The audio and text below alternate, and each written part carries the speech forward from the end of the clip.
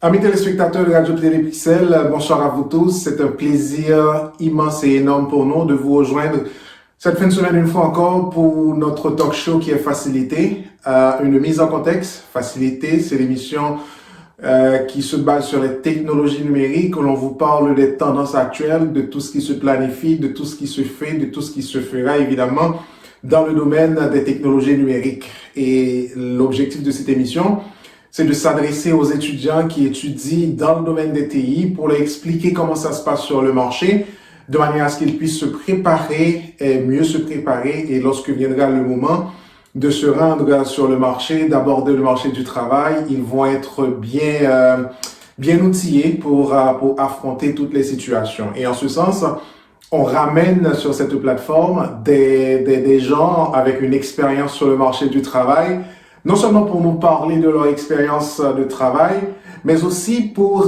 nous dire comment ça a été pour eux leur processus. Ils ont été aussi étudiants. Il y en a qui ont connu des parcours différents l'un de l'autre.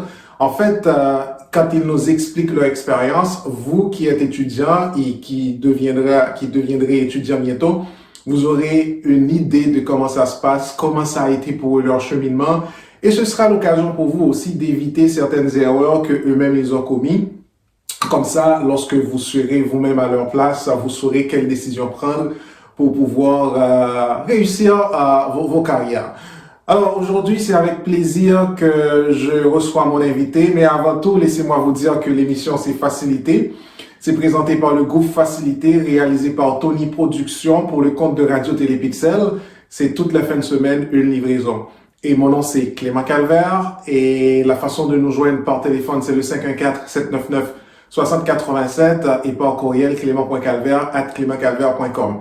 On reçoit pour vous un professionnel qui évolue sur le marché du travail depuis quelques années. C'est un plaisir pour nous de le recevoir. Il va nous parler de son expérience, qui il est, et puis on va mener le dialogue avec lui. Il va vous parler de son cheminement, de son parcours.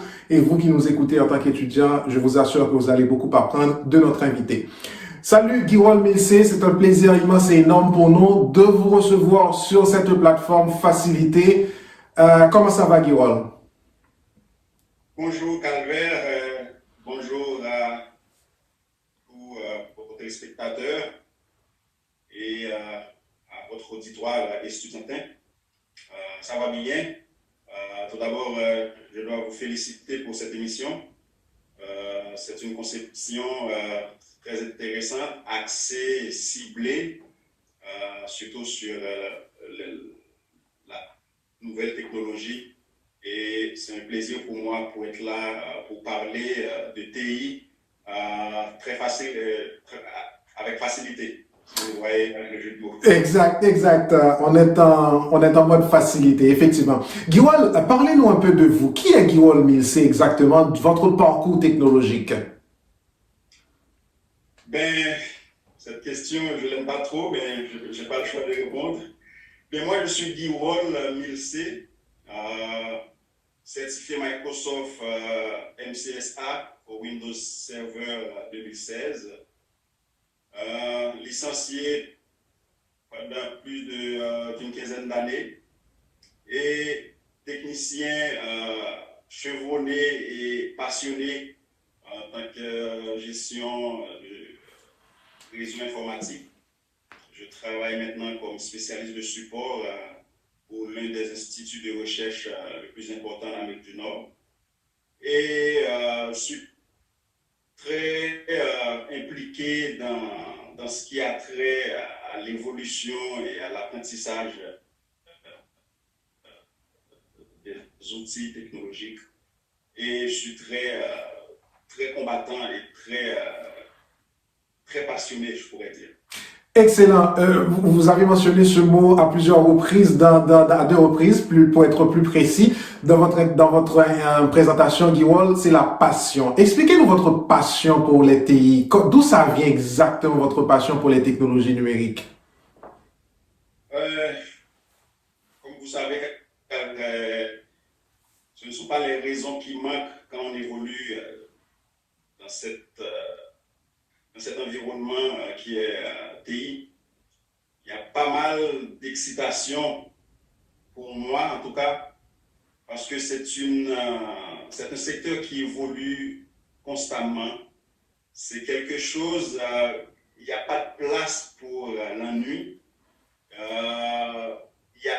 y a toujours quelque chose à apprendre. Il y a tellement de diversité, tellement de développement, tellement de secteurs dans le domaine de TI. Alors, moi, j'ai commencé aux alentours de 2004, quand j'ai fini mes études universitaires en Haïti. Et tout de suite, je me suis dit, mais ça, c'est pas un domaine que quelqu'un peut laisser comme ça. Il y a trop de choses à apprendre, trop de merveilles à voir en termes de technologie. Alors, ça m'a accroché et je vous dis, c'est ma vie maintenant.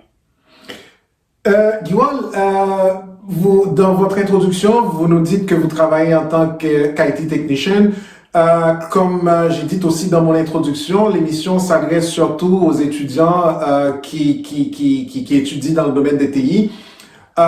Pour la gouverne de nos étudiants, de ceux-là qui nous écoutent, dites-nous en quoi consiste votre travail en tant qu'IT technician. En quoi consistent les activités d'un IT technician exactement?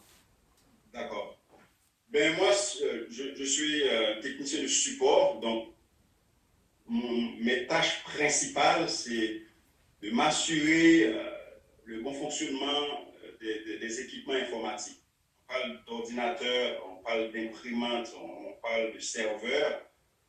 Et l'installation, la configuration, gestion d'accès, gestion des comptes utilisateurs. Et il faut s'assurer aussi l'intégrité, la sécurité des données. Donc, c'est en quelque sorte les tâches primordiales qu'on donne comme service pour s'assurer que l'utilisateur a tout ce qu'il faut pour faire son travail et pour que tous les équipements fonctionnent comme souhaité pour pouvoir livrer tout ce qu'on a à faire.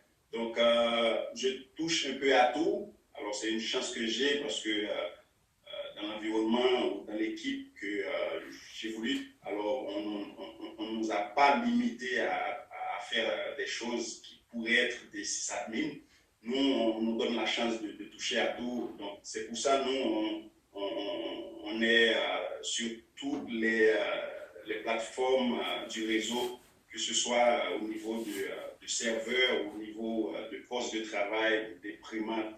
Alors, c'est ça essentiellement mon travail. Guiwal, dit comme ça a l'air simple, mais on est tous d'accord, hein, c'est une grande responsabilité. Lorsqu'on gère un système, on gère les droits d'accès, et l'on sait que vous travaillez pour l'un des grands centres de recherche en Amérique du Nord, ce qui veut dire c'est beaucoup de données, c'est beaucoup d'informations. Et quand on parle de gestion de données, gestion de l'information, il y a un aspect important que tu as mentionné aussi, c'est la sécurité, c'est la confidentialité. Donc, ça prend quand même une grande responsabilité de vous assurer de bien gérer ce volume de données et s'assurer de l'intégrité de ces informations. C'est une grande responsabilité, c'est une lourde tâche. Hein? C'est vrai, c'est vrai. Et en connaissant... vas-y.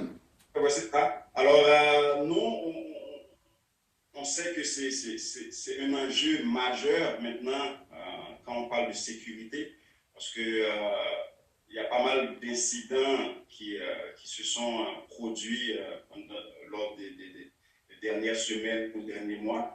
Alors, nous, c'est pour ça qu'on essaie de faire tout ce qu'il faut pour rassurer les gens.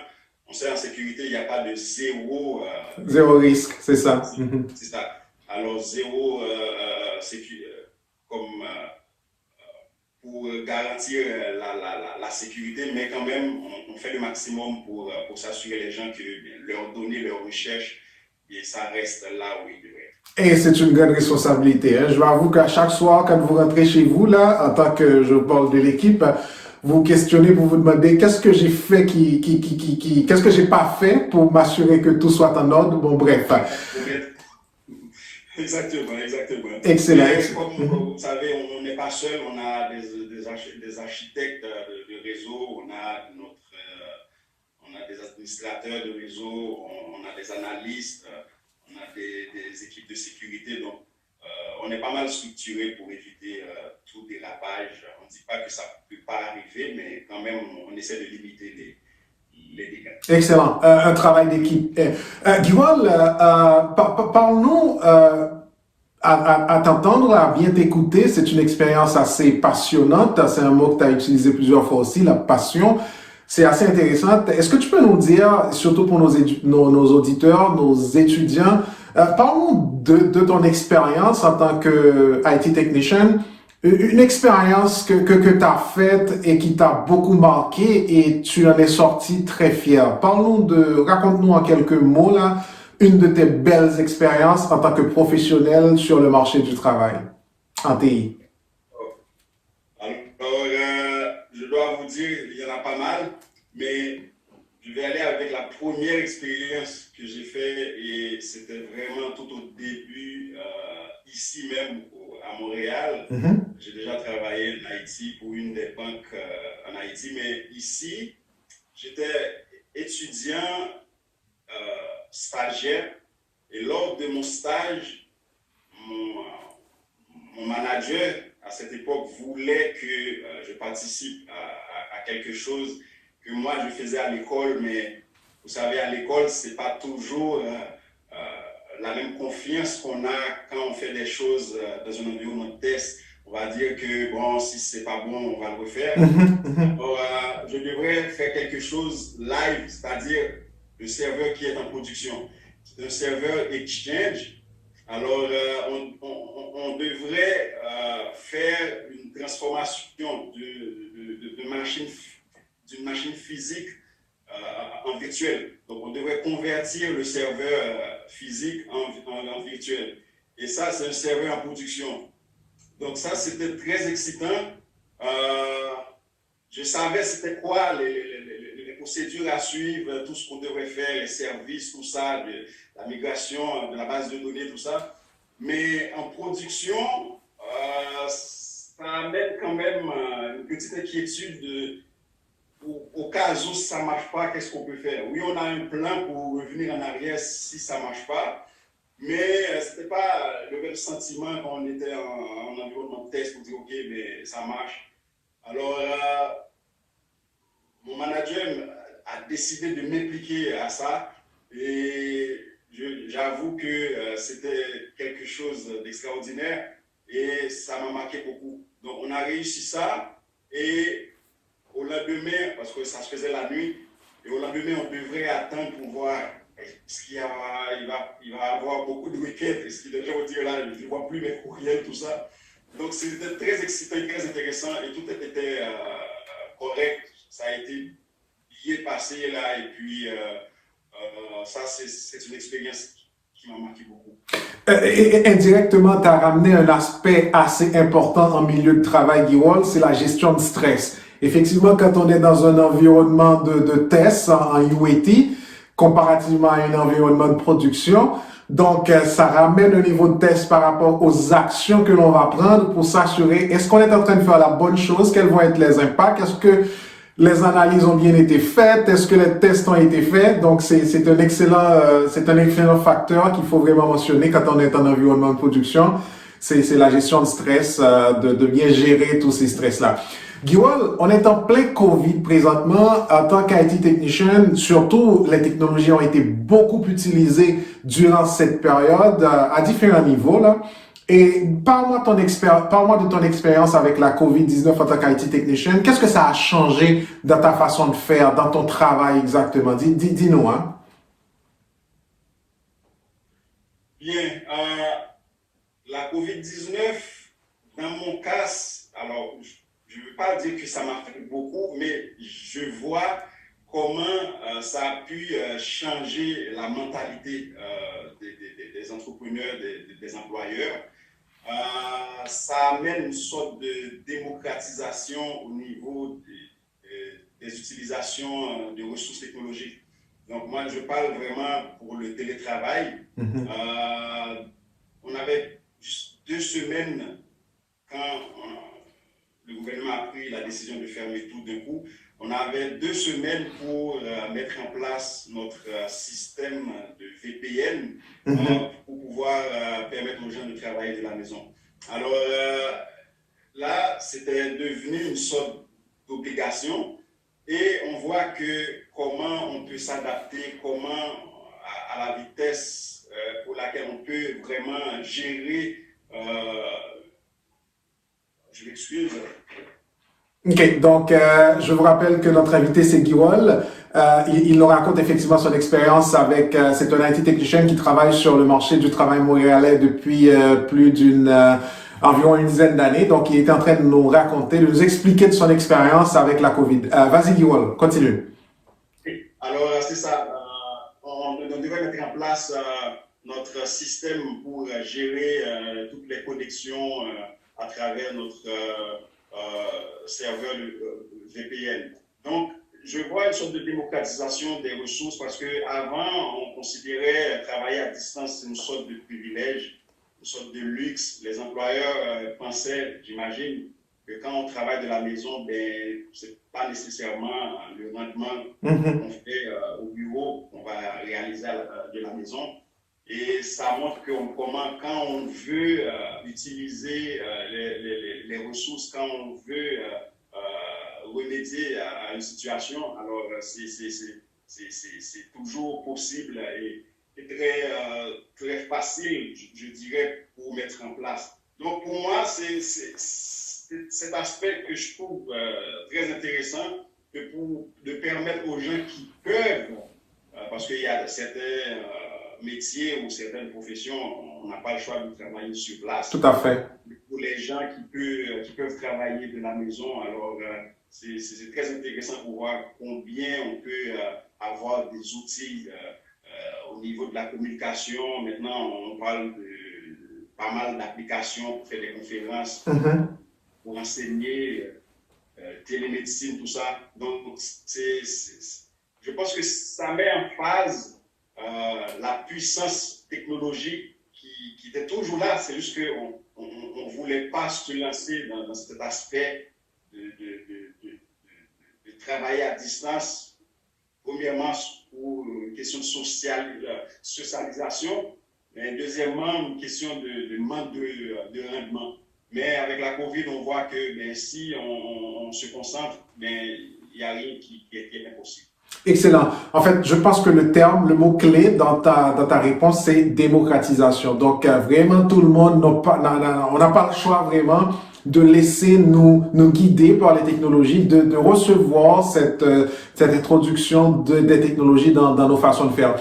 Guillaume, pour nos étudiants qui nous regardent, quels sont tes conseils pour les étudiants qui étudient dans le domaine des TI et qui auront bientôt à aborder le marché du travail? De tes expériences, qu'est-ce que tu pourrais leur conseiller aujourd'hui?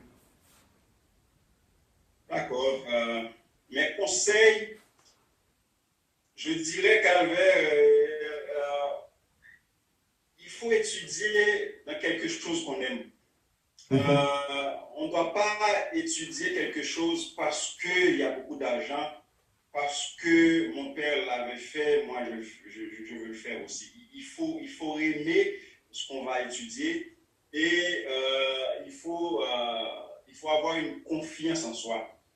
Pour moi, la réussite, ce n'est pas vraiment dans ce que vous allez étudier. Oui, vous faites beaucoup d'argent, mais si vous êtes malheureux dans ce que vous faites, je ne vois pas trop bien la réussite, à part que vous faites de l'argent, mais quand on parle de travail, c'est comme de la mer à boire.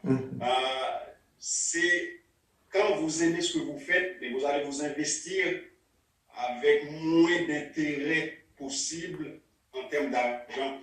Et vous allez faire tout ce que vous pouvez pour bien faire le travail et ensuite d'influencer les gens autour de vous. Et souvent, les gens, ils voient un domaine assez en demande et je vais le faire parce que il y a beaucoup de possibilités, mais sans pour autant être dédié, dévoué, passionné par ça. Alors la meilleure chose, c'est de fixer des objectifs par rapport à ce que vous aimez et de s'investir à fond pour réussir dans ce que vous allez apprendre. Tu peux pas si bien dire, Guirol, c'est une question de bien-être, le travail. Tu dois te sentir bien dans ce que tu fais comme activité, comme travail pour pouvoir avoir du succès. Le travail, c'est une question de passion, donc tu dois aimer ce que tu fais. Je pense que tu peux pas être plus clair que ça comme conseil pour nos étudiants.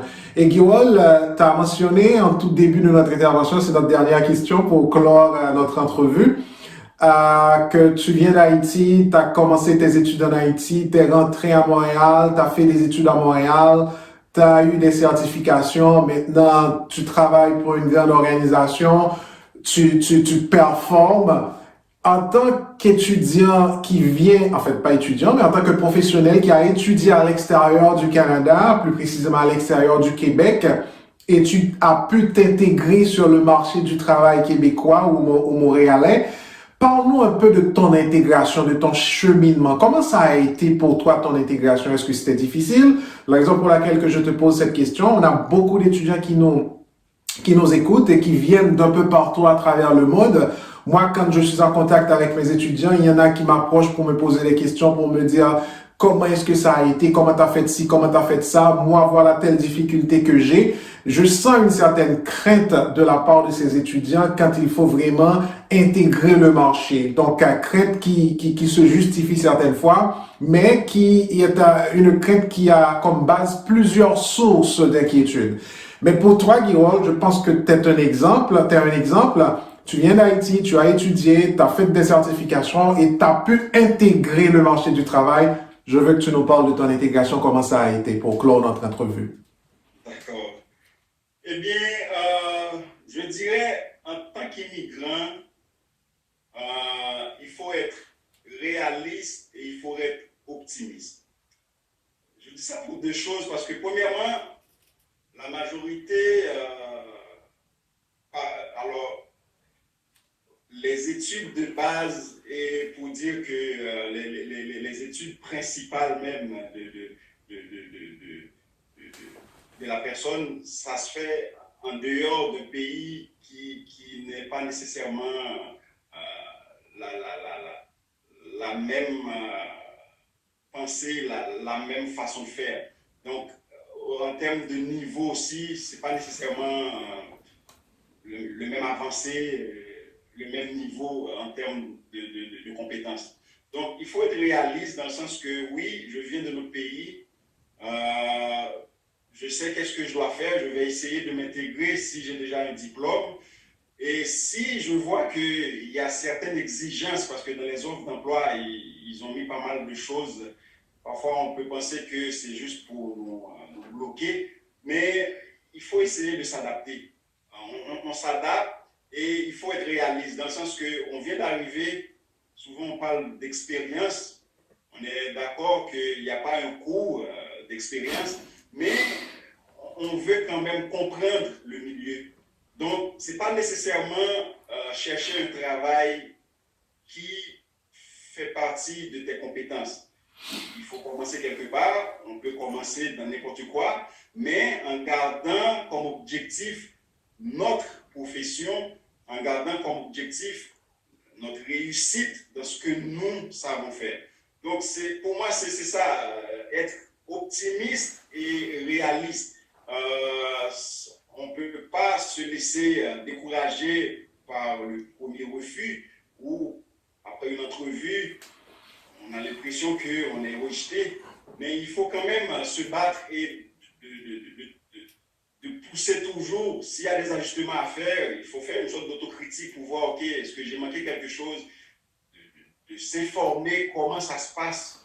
Parce qu'il y a une partie que c'est la personne qui devrait faire ça, c'est-à-dire de vous vendre, de vous présenter comme un produit essentiel. Et je crois que les immigrants comme moi, il faut vraiment s'informer, de regarder comment ça se passe et de faire des ajustements nécessaires pour pouvoir réussir à s'intégrer Et il n'y a personne qui va vous empêcher de travailler. C'est parce que vous êtes de notre pays. Mais si vous ne pouvez pas vous vendre correctement ou s'il y a certaines choses que vous ne pouvez pas vous aligner pour faire correctement comme tout le monde, mais je pense que ça va être une barrière pour vous. Guiwal, je peux résumer, il faut vraiment s'adapter à la réalité du marché, il faut savoir se vendre et puis il faut être optimiste. Exactement. Et je pense que tu as... Sans ça, vous allez être découragé et vous allez même avoir des idées préconçues ou parce que déjà vous êtes immigrant, vous savez, vous êtes en minorité visible, mais ça peut vous causer du tort si vous mettez ça à l'avant. Alors il faut quand même il faut être réaliste et de savoir que s'il y a quelque chose que je dois faire pour m'améliorer, c'est de là que vous allez ouvrir des portes vous-même. Et Guiwal, je peux t'assurer que l'une des raisons pour laquelle que je me suis intéressé à t'inviter sur cette plateforme, c'est parce que tu es un modèle de réussite, parce que tu es passé par ce couloir, tu as connu tout ce que tu viens de nous dire là, et tu es un modèle de réussite et de succès. Donc, je pense que tu peux être une source de motivation pour ceux-là qui ont cette inquiétude-là, pour ceux-là qui pensent que c'est difficile pour eux d'intégrer ce marché s'ils viennent d'ailleurs, s'ils viennent d'ailleurs, effectivement. Donc, Guiwal, ça a été un plaisir pour moi de conduire cette discussion avec toi sur ton expérience, sur ton cheminement, sur ton parcours. Je vous rappelle, Guiwal Milsé, c'est notre invité. Il est IT technician pour un grand centre de recherche. Et Guiwal, c'est un plaisir pour nous d'avoir sur cette plateforme. Merci d'avoir accepté de répondre à nos questions. Bien, merci beaucoup, Calvaire. Tout le plaisir a été pour moi et je vous souhaite une bonne fin d'année malgré la situation et continuer parce que ça, c'est un beau travail et j'apprécie vraiment ce que vous faites. Et à vos étudiants, donc il faut savoir qu'il n'y a rien qui est impossible et si vous êtes persévérant, vous allez réussir. Merci Guiwal. C'est encore une fois, comme j'ai dit, c'était tout un plaisir pour moi de t'avoir sur cette plateforme. Mesdames et messieurs, c'était l'émission Facilité. C'est notre talk show, émission qui est présentée par le groupe Facilité, produit par Tony Productions pour le compte de Radio Télépixel. C'est une fois par semaine que l'on se rencontre. Je vous donne rendez-vous pour la semaine prochaine et le contact avec nous se fait par téléphone au 514-799-6087 et par courriel clément.calvaire@clémentcalvaire.com. D'ici là, je vous souhaite de passer une excellente fin de semaine. Rendez-vous à la 8e. Bonsoir à tous.